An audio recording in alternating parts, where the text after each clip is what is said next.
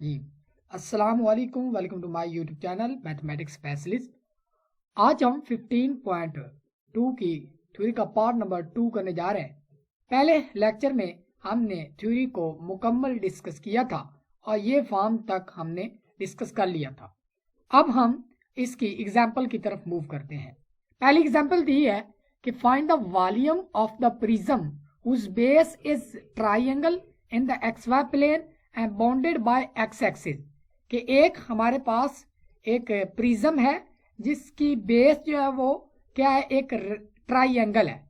तो उस ट्राइंगल को मैंने क्या करना है, इस तरह शो करवा दिया। अब ये ट्राइंगल तो बेस है, लेकिन उसकी सिमेट्री क्या है?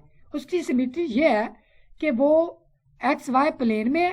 दूसरी चीज, bounded by x axis and the line y is equal to x and x is equal to 1। अब यहाँ पर एक ट्राइंगल तो हमने बना ली। अब ये बाउंडेड किससे है? x is equal to 1 line पे, लाइन में, यानी कि x इज इक्वल टू 1, यानी कि ये 0 से x तक है, ये x इज इक्वल टू 1 है, तो ये एक लाइन बन गई x इज इक्वल टू 1। और दूसरी क्या चीज थी? y is equal to x, तो y is equal to x एक दूसरी लाइन ये बन गई। अब ये क्या बन गई? एक ट्राइंगल। ठीक है, तो ये उसने क्या कह दिया है कि एक ट्राइंगल है जिसकी बेस इस तरह है, उसकी सिमेट्री हमने देख ली है। अब हमने इसका वॉल्यूम जो है वो फाइंड करना है। Top lies in the plane, plane क्या है कि z is equal to f of x and y is equal to 3 minus x minus y। अब यहाँ पर आपने क्या करना है कि सबसे पहले आपने ज्यादा दो तवज्जो देनी है, वो किस चीज पे देनी है? जो गिवन हो, ट्राइंगल गिवन हो, ठीक है ना, उस पे तवज्जो देनी है। अब यहां पर देखें x कहां से कहां तक है। अब हमने वॉल्यूम किसका फाइंड करना है कि इस तरह डबल इंटीग्रल होगा और यहां पर f of x and y होगा इनटू dA होगा। अब इसको कैलकुलेट करना है, तो सबसे पहले हम क्या कर लेते हैं कि x की लिमिट्स देखते हैं। x की लिमिट्स कितनी है? 0 से लेकर 1 तक है, तो हम क्या लिखते हैं? 0 से लेकर 1 तक। अब y की लिमिट्स क्या है? y जो है वो कहां से कहां तक है? अगर हम यहां से स्टार्ट करें तो y इज इक्वल टू 0 है, यहां तक ले जाएं तो y इज इक्वल टू क्या है? x है। तो इसका मतलब क्या हुआ कि y जो है वो 0 से लेकर x तक है, और यहां पर क्या होगा? फंक्शन होगा x एंड y, और n2 क्या होगा? क्योंकि एंड पे क्या ली थी हमने? y की लिमिट, तो यहाँ पर dy होगा, फिर dx होगा। इसको जब हम कैलकुलेट करेंगे तो इसका वॉल्यूम आ जाएगा। वही चीज कि क्या किया, सबसे पहले 0 से लेकर 1 तक, 0 से x तक, इसके बाद ये फंक्शन dy dx। इसी तरह अब हम क्या करेंगे? इसका इंटीग्रेशन लेंगे जब हम विद रेस्पेक्ट टू y, तो वो क्या आएगा? इसका 3y, इसका माइनस एक्स वाई, इसका y स्क्वायर ओवर 2, इस पर लिमिट लगा देंगे y फ्रॉम 0 टू x। जब हम x पुट करेंगे तो ये 3x बनेगा, ये x स्क्वायर बन जाएगा, और ये क्या बन जाएगा? x स्क्वायर बाई 2 बन जाएगा। ओके हो गया। इसके बाद जब हम 0 पुट करें तो वो तो 0 ही हो जाएगा। अब यहां पर देखने वाली बात है, अब हम क्या करेंगे? लिमिट्स लेने के बाद अब यहां पर क्या हुआ कि जो था ना, यहां पर अगर हमने y की जगह x डालना है तो ये x स्क्वायर बन जाएगा, और यहां पर अगर हम x स्क्वायर y की जगह x डालें तो ये x स्क्वायर बाई 2 बन जाएगा। अब हम इन दोनों टर्म को जब हम ऐड करेंगे तो ये क्या बन जाएगा? Minus 3x square by 2, 3x। तो ये लिमिट्स भी हमने पुट कर ली। इसके बाद हम इसको मजीद इंटीग्रेट करेंगे विद रेस्पेक्ट टू x, तो ये क्या बन जाएगा? 3x बाई 2, 3x स्क्वायर, ये चलो ठीक है, 3x x स्क्वायर बाई 2 बनेगा ना। तो इसके बाद इसको जब हम इंटीग्रेट करेंगे तो ये क्या बन जाएगा? x की पावर 3 बाई 3, तो 3 से कैंसिल होकर बाकी बच जाएगा x स्क्वायर बाई 2, और यहां पर बच जाएगा 3x स्क्वायर बाई 2। ओके हो गया कि यहाँ पर3x स्क्वायर बाई 2, यहां से एक 3 कैंसिल होगा तो x क्यूब बाई 2 बच जाएगा। इस पर हम लिमिट लगाएंगे 0 से 1 तक, तो ये हमारे पास रिक्वायर्ड आंसर आ जाएगा 1। अब जो है वो हम क्या करने जा रहे हैं? अब हम लिमिट्स, क्योंकि ये क्या था, अब हमने पहले क्या किया कि जो x था उसकी limits x is equal to 1 यानी कि 0 से लेकर 1 तक ली। इस केस की तरफ हम चले तो हमने क्या कर लिया, इसका वॉल्यूम जो है वो कैलकुलेट कर लिया, वो इक्वल टू 1 आया। अब हम इस केस को लेकर चलते हैं। इस केस के लिए हम क्या करेंगे कि ये हमारे पास एक वही ट्राइंगल हमने बना ली है। अब हम क्या करेंगे कि जो अब हम सबसे पहले जो लिमिट्स होंगे ना y की, वो इन प्रॉपर यानी कि कांस्टेंट में होंगी। कोई भी कांस्टेंट हो सकता है, c1 और c2 इस तरह के होंगी। और जो x होगा वो इन टर्म ऑफ y होगा, ठीक है, y के फंक्शन में होंगे। अब चलो देखते हैं। अब यहाँ पर अगर हम देखें तो यहाँ पर y क्या है, 0 है। y क्या है, 0। तो यहाँ तक अगर हम जाएं तो y, यहाँ पर x क्या है, 1 है। तो यहाँ पर अगर हम देखें तो y इज इक्वल टू, क्योंकि x है इसका मतलब y भी क्या है, इक्वल टू 1 है, ठीक है ना। तो यहाँ पर जो y की लिमिट होगी, अगर हम इसका रीजन का क्या करें, f of x and y into D A calculate करना चाहें तो हम क्या करेंगे कि इंटीग्रेशन क्योंकि विद रिस्पेक्ट टू y कर रहे हैं, पहले हम y की लिमिट लेंगे, वो क्या है 0 से 1 तक है, 0 से 1 तक है। और इसके बाद अब हम तो ये y की ले ली, अब हम x की तरफ जाएंगे। अब x अगर हम देखें तो देखें ये x is equal to y to x is equal to 1 तक इसकी लिमिट है। यहाँ पर अगर हम देखें यहाँ पे भी x is equal to y होगा, यहाँ पर भी x is equal to y. तो इसका मतलब क्या होगा कि x is equal to y to x is equal to 1। तो क्या होगा कि y की जो लिमिट होगी वो क्या होगी, फ्रॉम y टू, ठीक है ना, फ्रॉम y टू 1 तक। तो यही चीज हम लिखेंगे यहाँ पर कि x is equal to y की लिमिट कहाँ से कहाँ तक थी, 0 से लेकर 1 तक, फिर x की लिमिट y से लेकर 1 तक, और f of x into d of x d of y. इस लिहाज से हम इसकी इंटीग्रेशन करके यहाँ पर वॉल्यूम निकाल सकते हैं जो कि इक्वल टू 1 आ रहा है। इसका मतलब ये एक्सप्रेशन और इसके बाद ये एक्सप्रेशन, ये किसको सेटिस्फाइड कर रही हैं, ये इस फेबनीज जो स्ट्रॉन्गर फॉर्म थी उसको सेटिस्फाइड कर रही है, यानी कि वॉल्यूम इक्वल है। ये बात आ गई आपको समझ कि किस तरह आपने लेकर चलना। लेकिन यहाँ पर अब हम क्या करेंगे, यहाँ पर देखें इसके बाद एग्जाम्पल नंबर 2 है कि वो क्या कह रहा है कि कैलकुलेट, क्या करना है हमने कि calculate the double integral, region हमारे पास ये है और फंक्शन हमारे पास ये डी ये है। अब हमने क्या करना है, where R is the triangle in x y plane bounded by x axis, the line y is equal to x and the line x is equal to 1। यानी कि उसी ट्राइंगल की बात हो रही है जो हमने पीछे, यानी कि पहले सबसे पहले तो एक ट्राइंगल बनाए, क्योंकि यहाँ पर ट्राइंगल बन गई है। इसके बाद यहाँ पर x क्या है, इज इक्वल टू 1 है, यानी कि यहाँ से 0 से लेकर 1 तक होगा। फिर y क्या है, y is equal to x, यानी कि वो इसको रिप्रेजेंट कर रहा होगा, ठीक है, y is equal to x। अब यहाँ पर सबसे पहले हम विद क्या करते हैं कि इसका अब हम करेंगे, अगर हम एरिया फाइंड करना चाहें तो हम क्या करेंगे, सबसे पहले तो चलो x की लिमिट्स लिखते हैं। यहाँ पर x की लिमिट क्या होगी, 0 से लेकर 1 तक। फिर y की जो लिमिट होगी वो क्या होगी, यहाँ से अगर हम इधर जाएं तो यहाँ पर y इज इक्वल टू 0 है, यहाँ पर क्या होगा y is equal to x, तो यहाँ पर क्या होगा 0 से लेकर x तक। इसके बाद ये फंक्शन होगा sine x into over x, ये किसकी लिमिट्स हैं, क्या y की, और इंटू क्या हो जाएगा dx। इसको जब हम कैलकुलेट करेंगे तो हमारे पास क्या आ जाएगा, इसका वॉल्यूम। अब हम इसको सॉल्व करते हैं। यहाँ पर देखें वही लिमिट्स मैंने जो लिखी हैं वही चीजें हैं। इसके बाद sine x over x dx। अगर हम देखें तो इसकी integration with respect to y ले रहे हैं, तो ये तो कांस्टेंट किसका फंक्शन है जनाबे अली, ये फंक्शन है x का, तो ये एज इट इज आएगा। और 1 की इंटीग्रेशन क्या होती है, एग्जैक्टली 1 की इंटीग्रेशन होती है y, ठीक है, y into sine x over x आ गया। अब हम क्या करेंगे, अब लिमिट हमने पुट करनी है 0 से लेकर x तक, 0 से लेकर x तक किसकी, y की। अब y की जगह पर जब हम x डालेंगे तो ये x into sine x over x आएगा, और जब हम 0 डालेंगे तो वो 0 हो जाएगा।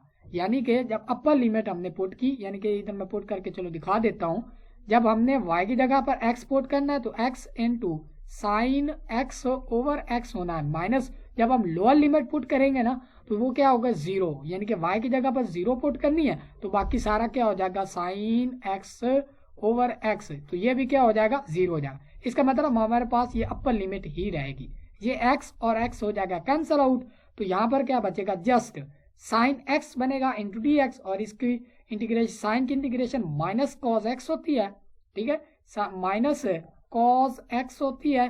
अब हम लिमिट लगाएंगे क्या, 0 से लेकर 1 तक। अब हम क्या करेंगे, इस पे जब माइनस बाहर निकाल लिया, कॉज पहले हम 1 लेंगे, कॉज 1 माइनस क्या होगा, माइनस क्या होगा, कॉज 0, तो कॉज 0 इक्वल टू 1 होता है। तो अब हम माइनस अंदर मल्टीप्लाई करेंगे तो ये माइनस का कॉज और ये प्लस का 1, तो which will be equal to approximately 0.46। तो ये इस तरह से बन जाएगी।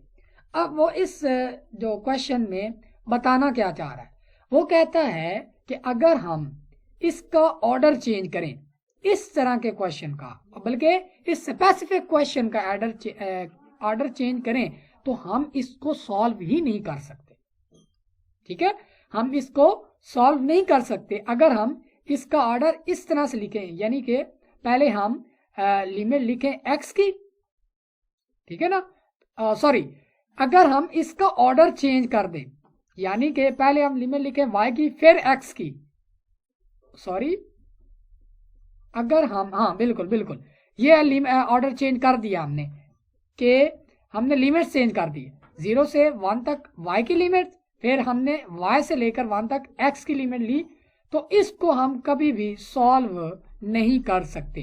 तो इसका मतलब क्या हुआ कि सम जो स्पेसिफिक क्वेश्चंस ऐसे हो सकते हैं जिनका एक ऑर्डर से क्वेश्चन नहीं आएगा, तो हम उस पे क्या करेंगे कि उसके ऑर्डर को चेंज करके देखेंगे क्या उससे हमारा क्वेश्चन आसान होता है और उससे सॉल्व हो जाता है।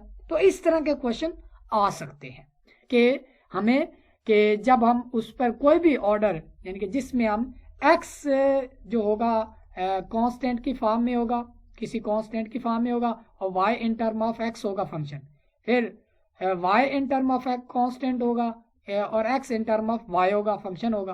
तो किसी एक में हो सकता है कि किसी एक वजह से ना क्वेश्चन हो, लेकिन दूसरे की वजह से हो सकता है। अब यहाँ पर हम देख सकते हैं कि इस ऑर्डर की वजह से नहीं क्वेश्चन हुआ, इस ऑर्डर से ये क्वेश्चन सॉल्व हो गया है, तो ये पॉसिबल हो सकता है। इसके बाद अब हम चलते हैं finding the limits of integration.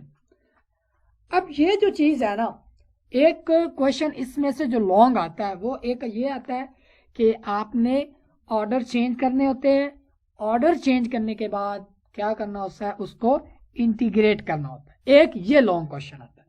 दूसरा शॉर्ट में आ सकता है कि जो एक उसको डायग्राम दे सकता है आपको, और वो कहता है कि इसकी जो है वो लिमिट्स ऑफ इंटीग्रेशन बताओ, यानी कि x कहां से कहां तक है और y कहां से कहां तक है। तो इसके लिए एक स्पेसिफिक टेस्ट है, वो क्या होगा हम पढ़ते हैं। वो क्या कहता है कि finding the limits of integration using vertical cross section, ये किस तरह यूज करना है देखते हैं। स्टेप नंबर 1, स्केच करना है। पहला, सबसे पहले sketch the region of integration and label bounding curve. क्या करें कि जो हमने रीजन इंटीग्रेशन का है उसको स्केच कर लें और लेबल कर लें उसके रीजन को, जिस तरह हमने ये इधर किया हुआ है, इधर आप देखें तो यहाँ पर किया हुआ है रीजन। ओके हो गया। इसके बाद step number 2, find the y limits of integration. y की जो इंटीग्रेशन लिमिट्स है वो फाइंड करें। किस तरह करेंगे? Imagine a vertical line L cutting through R in the direction of increasing y। अब इसका मतलब क्या है कि ये पूरा एक फंक्शन है। अब यहाँ पर देखें कि हमने y की लिमिट्स देखनी है, तो हम क्या करेंगे कि हम एक वर्टिकल लाइन जो है क्या करेंगे, इंक्रीजिंग ऑफ y की डायरेक्शन में क्या करेंगे, डालेंगे। ये जो रेड कलर की है ये क्या है, एक वर्टिकल लाइन है।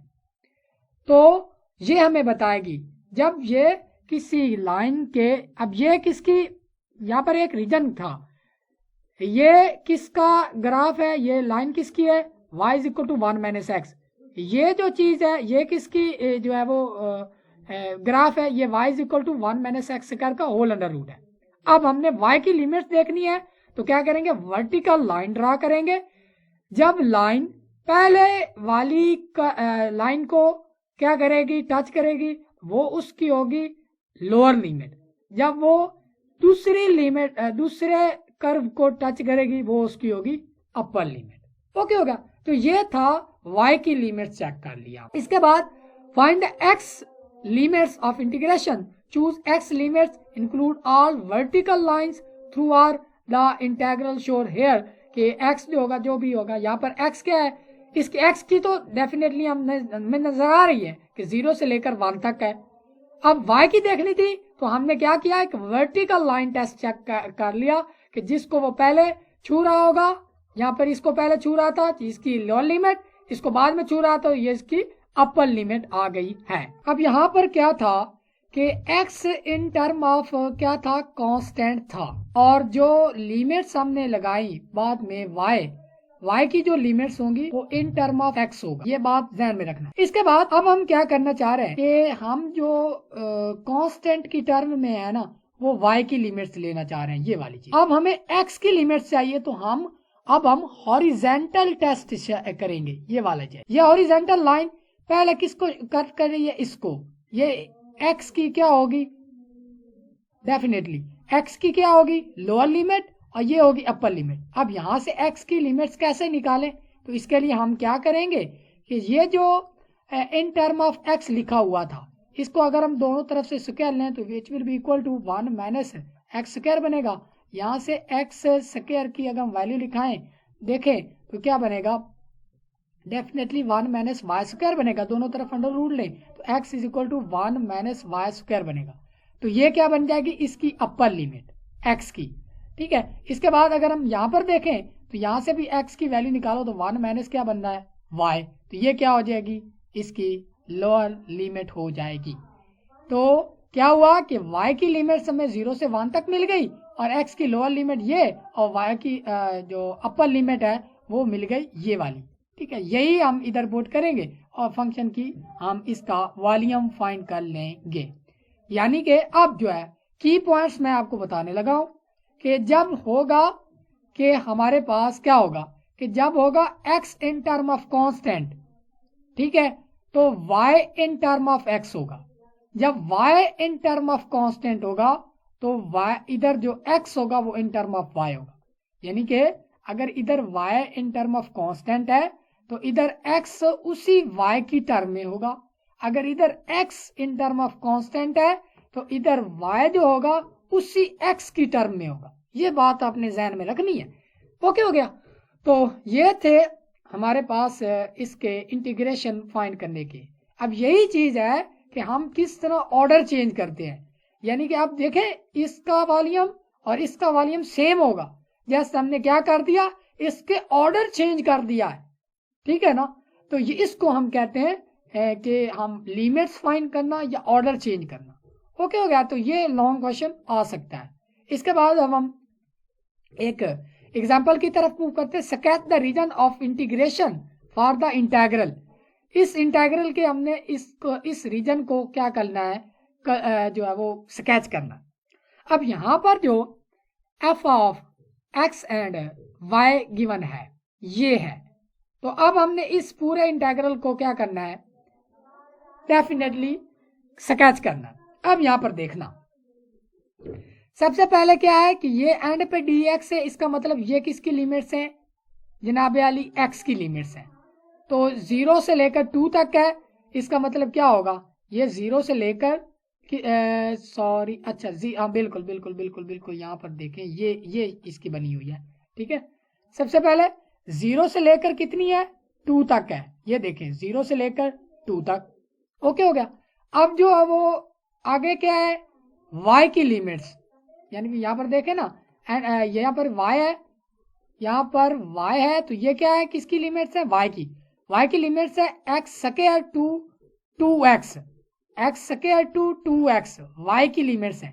इसका मतलब पहले क्या है, x स्क्वायर है, यानी कि जब हम यहाँ पर देखें कि ये x की लिमिट्स हो गई 0 से लेकर 2 तक, तो यहाँ पर पहले x स्क्वायर है, यानी कि पहले x स्क्वायर की होगी जनाब वाली ग्राफ होगा। अब यहाँ पर x स्क्वायर है तो y is equal to x square, तो ये क्या बनता है, पूरा पैराबोला बन रहा है, ठीक है। तो हमें क्या चाहिए, सिर्फ इस रीजन में चाहिए, तो ये एक्स स्क्वायर हो गया, क्योंकि हम वर्टिकल लाइन टेस्ट से ही लेंगे ना, लोअर लिमिट, पहले वो लोअर लिमिट को करती है काट, फिर अपर लिमिट को, इसका मतलब ये पहले ये होगा एक्स स्क्वायर होगा, तो ये एक्स स्क्वायर होगा। इसके बाद 2x, तो 2x क्या होगा, ये एक स्ट्रेट लाइन होगी, तो यहाँ पर देख सकते हैं आप, ये क्या है, y is equal to 2x की लाइन है, और ये y is equal to x square. यहाँ पर अब हम क्या करें, अगर हम वर्टिकल लाइन लगाएं तो यहाँ पर क्या है कि x की लिमिट तो 0 से 2 हमें मिल गई, अब y की लिमिट्स क्या है, x square to 2x exactly. तो ये इस तरह से हम इस रीजन को, कि हम इस इंटेग्रल से रीजन को किस तरह कर सकते हैं, जो है वो मतलब इसको स्केच किस तरह कर सकते हैं, इस तरह कर सकते हैं। अब मैं क्या करने जा रहा हूं कि इसको ऑर्डर चेंज करने जा रहा हूं, ऑर्डर चेंज करके फिर उसको स्केच करते हैं, वो किस तरह होगा। अब यहां पर देखना, पहले क्या थी, x इन टर्म ऑफ क्या था, कांस्टेंट था, अब क्या लेंगे, y in term of constant लेंगे, ठीक हो गया।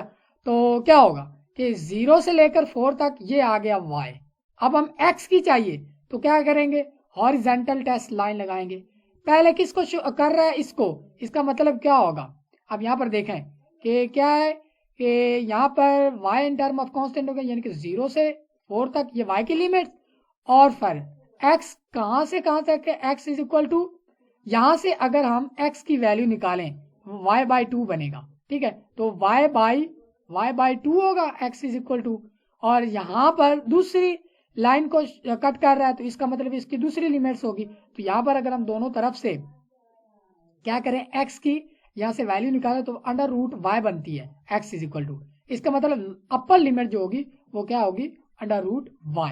तो यही चीज उसने लिखी है कि y बाई 2 से अंडर रूट y, ये फंक्शन होगा, ये dx dy। तो ये चीज हमने ऑर्डर भी इसका चेंज कर दिया, और इसकी जो यहाँ पर उसने यही चीज उसने डिस्कस की है, ठीक है। इसका मतलब क्या हुआ, आप जो मजीद के की पॉइंट्स मैं आपको समझाने लगा कि यहाँ पर क्या करना है कि जब सिंपल था तो सिंपल ही रहने दिया, लेकिन जब क्या होगा कि हॉरिजॉन्टल टेस्ट निकालेंगे तो जो यहाँ पर फंक्शन होगा उसकी क्या करेंगे, उसमें से x को निकाल देंगे तो वो x की लिमिट्स में चेंज हो जाएगा, ठीक हो गया ना, यानी कि x की वैल्यूज, यहाँ पर भी हमने क्या किया था, यहाँ पर अगर हम गौर से देखें तो यहाँ पर हमने यही चीज तो की थी, यहाँ पर अगर हम देखें तो यहाँ पर वही की ना, ये हॉरिजॉन्टल टेस्ट लगाया, तो यहाँ पर हॉरिजॉन्टल टेस्ट लगाया तो पहले इसको शो किया, तो जो इसकी कर्व थी उसमें से x को अलहदा कर लिया, फिर हमने इसको छुआ उसने, फिर इसमें से x को अलहदा कर लिया, ये इसकी अपर लिमिट, लोअर लिमिट जिसको पहले लाइन छू रही है, इसके बाद जब दूसरी लाइन, जब वो दूसरी टाइम छुएगी दूसरी लाइन को तो उसकी अपर लिमिट हो जाएगी, तो यही चीज उसने बताई।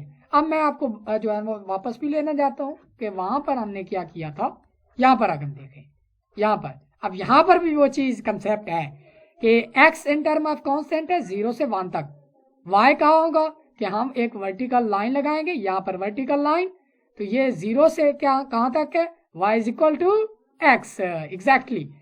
अब हम हॉरिजॉन्टल टेस्ट यहाँ पर लगा सकते हैं कि y इन टर्म ऑफ क्या होगा, 0 से लेकर 1 तक, और यहाँ पर हॉरिजॉन्टल जब हम लाइन लगाएंगे तो क्या आएगा, अब हम x is equal to y लिखेंगे और x इज इक्वल टू 1 लिखेंगे, x कहाँ से कहाँ तक होगा, 1 से y से 1 तक, ओके हो गया। तो ये चीज थी जो इम्पोर्टेंट थी।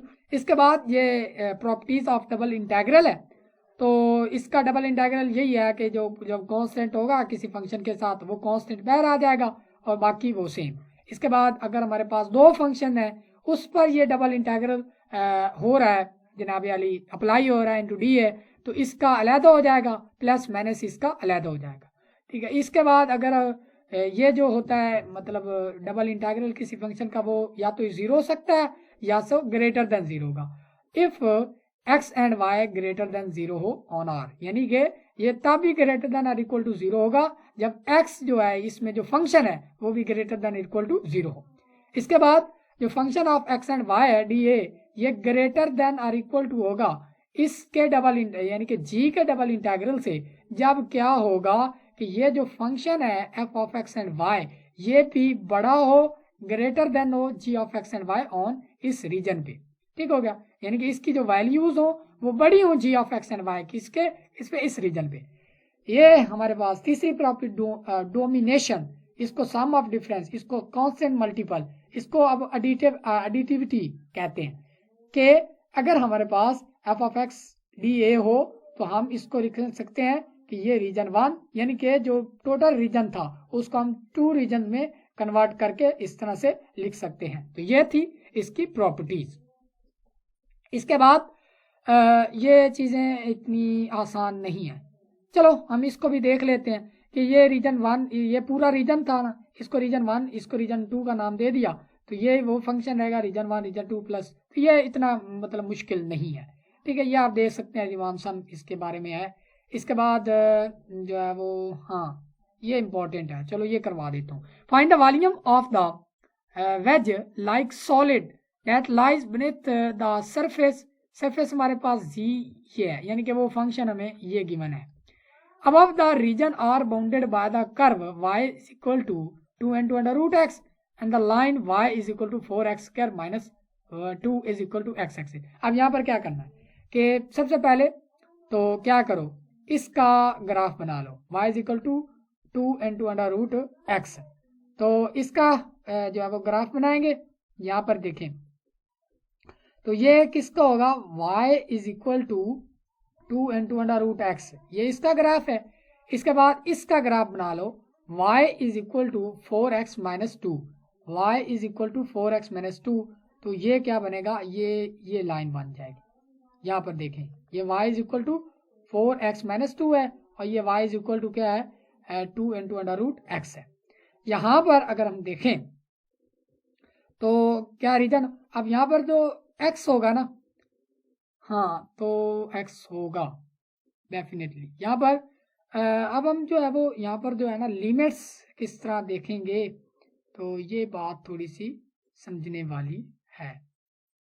चले 0 से 2 तक लिमिट होगी x की और y जो 0 से 2 तक लिमिट्स होगी y की। ठीक है ना, यहाँ पर जो पॉइंट मिलेगा हमें कोई भी एक 1 डाल दो, x की जगह पर 2 डाल दो, तो वो हमने जो अच्छा यहाँ पर जब हम क्या करेंगे ना ये स्केच करेंगे तो सबसे पहले क्या करेंगे, x इज इक्वल टू 0 डालेंगे, फिर 1 डालेंगे, 2 डालेंगे, 3 डालेंगे, 4 डालेंगे, तो उसी से हम जो है यहाँ पर ये पॉइंट बना सकते हैं। ठीक है, ये बात मैं परेशान कर रही थी ये किस तरह बनी, तो जो जब हम इसको स्केच कर रहे होंगे तो इससे हम बता सकते हैं कि ये वो पॉइंट है।